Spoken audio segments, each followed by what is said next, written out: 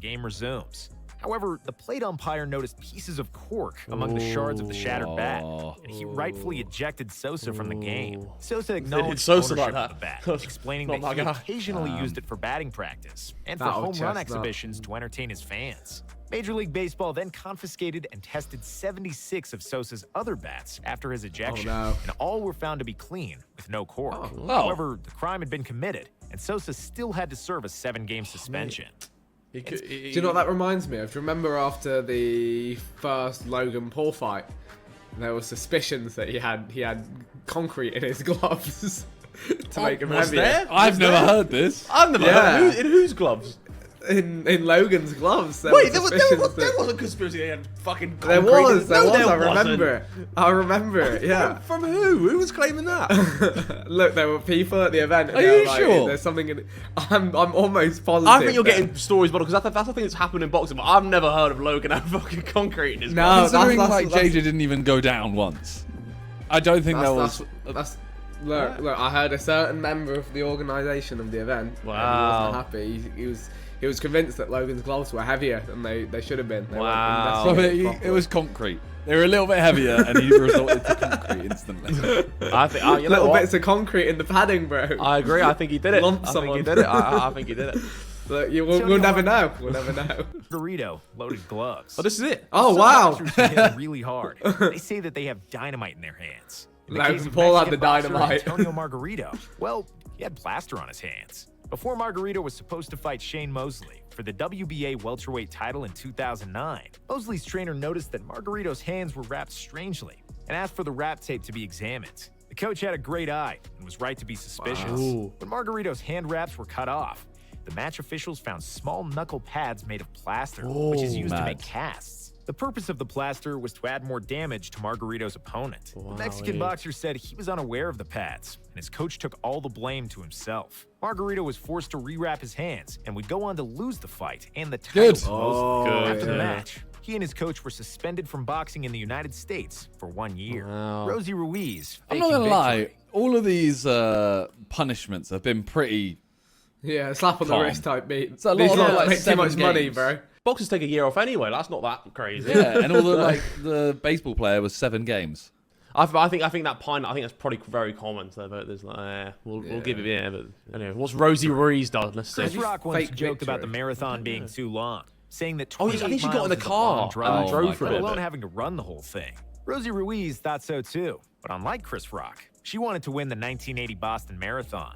So what do you do if you want to win the longest racing event, but don't actually want to run How do you 28 not- how do you miles not and do get it caught? faster than everyone else? Well, you just start running close to the finish line and hope wait, nobody what? notices. Rosie finished the 1980 Boston Marathon with the Oh. official time of 2 hours, 31 minutes, and That's 56 rapid seconds, as well. Marked her which start. was the third fastest time ever run by a Oh woman. my Even though the God. victory time of an unknown runner raised some suspicions, she was awarded the gold medal and got celebrated like a true champion. After a few days, several spectators came out and said that they saw Ruiz join the race about half a mile from the finish line because she was never seen by the other runners and didn't appear in any photographs or footage of the race. Oh, that's It elite. became apparent that she cheated.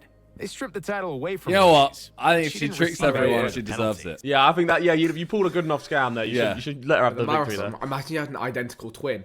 So you start the race, yeah, and then they run in.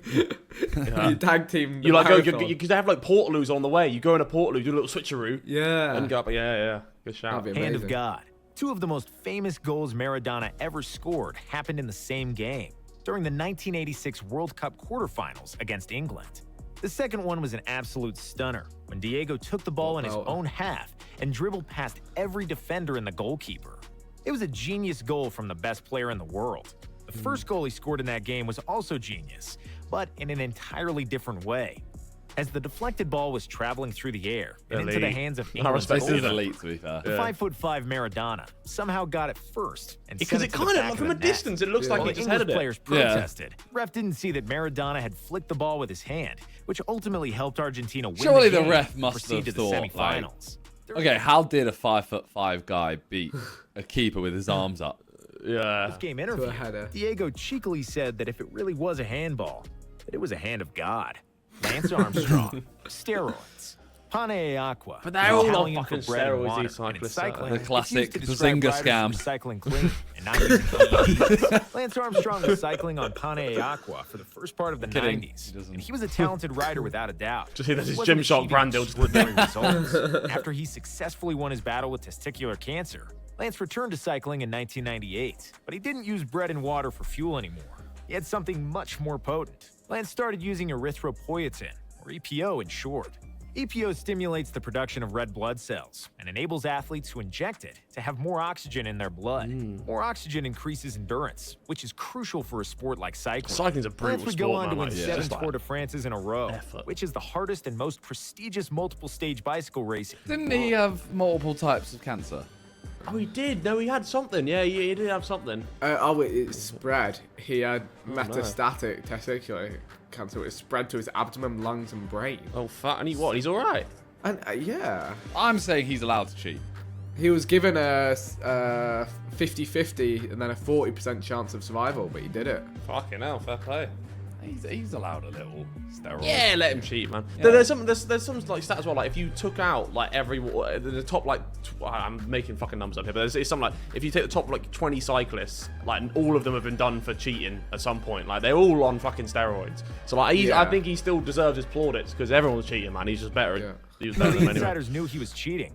Lance never failed a drug test, which he gladly repeated at almost every interview. He had the best doctors who instructed him how far from a race he can use PEDs, mask positive results, avoid being detected, or avoid being tested in the first place. However, in 2013, after a massive investigation from USADA and testimony of many witnesses, including his former teammates, Armstrong was finally forced to admit he was doping throughout his career. Dwight Howard. I remember somebody said they should do an Olympics where Yes. it was They're Usain encouraged who to- said to- this. I take whatever you want, just go as fast as you Yeah, can. I want to see the fastest human no matter real what speed, they take. real speed, bro. I want to People see just 100 covered in meters in 4 juice. seconds. I want to see a juice Usain Bolt doing. Yeah. The people, yeah, you end up killing people though. They do stuff and then the heart rate would spike and shit. Like it'd be a nightmare. Dwight Howard. Fuck Stick it. 'em. Fluff it. Dwight Howard is now a Winners role win. player whose NBA job is primarily to play defense and get rebound. But some 5 to 10 years ago, he had a more prominent role and higher usage rate. Even though he was never a good post player, Howard would still demand the ball down low. And to make it easier for himself to catch entry and lob passes, Dwight used Stickum.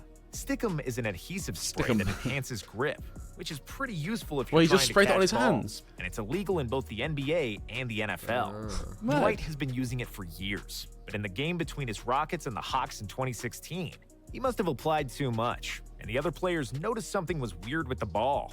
The refs intervened, paused the game, and came over to Houston's bench, where one Stickum can was visible, treacherously revealing why the ball was so sticky all of a sudden. The Rockets were warned to stop using the spray, but neither the team nor Howard was penalized for the use of He it. just got away with it. Tanya Harding, Hitman. Oh Tanya my Harding god, and Nancy this is Kerrigan mad. are two- What? This is mad. Yeah.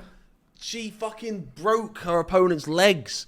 Like she got someone to. I think this is the one thing. Two of the best American figure skaters in the late 80s and early 90s. One day before the U.S. National Championship, which also served as the qualifiers for the 1994 Olympics, Nancy Kerrigan was brutally attacked after practice in Detroit. A man jumped at Kerrigan as she was heading to the locker room and beat her up with a club, attempting to break her legs. What? Thankfully, she only suffered deep bruises and escaped with no broken bones. But still, she was unable to participate in the U.S. Nationals, where Harding took the first place and a guaranteed spot in the Olympics.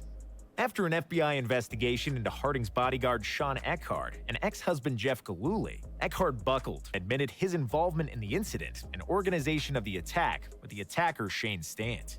Harding denied her involvement at Mad. first, even though her ex-husband pleaded guilty and testified against her just a few weeks before the Olympics. Despite the scandal, there was not sufficient evidence of Harding's involvement. She got away with She it. was allowed course to it compete was in the her. Olympics, together with Kerrigan, who was also granted a spot.